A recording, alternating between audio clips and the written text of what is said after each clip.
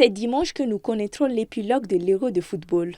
La finale va opposer l'Espagne à l'Angleterre, des équipes aux antipodes qui n'ont de commun que le scénario de leur demi-finale.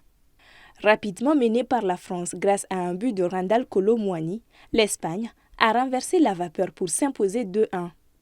Hier mercredi, opposée aux Pays-Bas, l'Angleterre a concédé une ouverture du score précoce sur un but de Xavi Simons avant de se ressaisir et de l'emporter 2-1 dans les ultimes secondes de la rencontre avec un but d'Ollie Watkins. Ce qui sépare les deux équipes est plus significatif. L'Espagne est l'équipe la plus séduisante de cet Euro. Elle a remporté tous ses matchs.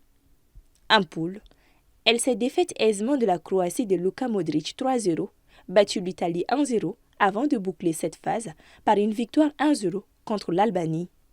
En huitième de finale, l'Aurora a éliminé 4-1 la surprenante Géorgie avant de vaincre en quart, au terme d'un match relevé et indécis, l'Allemagne, hôte du tournoi.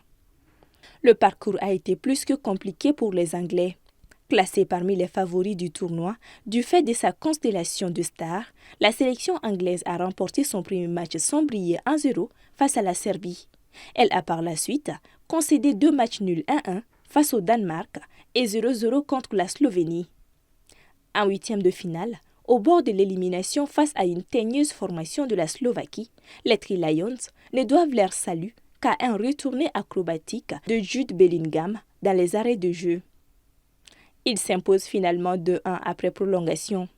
Un quart face à la Suisse, après avoir égalisé dans les 10 dernières minutes de la rencontre, les Anglais s'imposent au tir au but.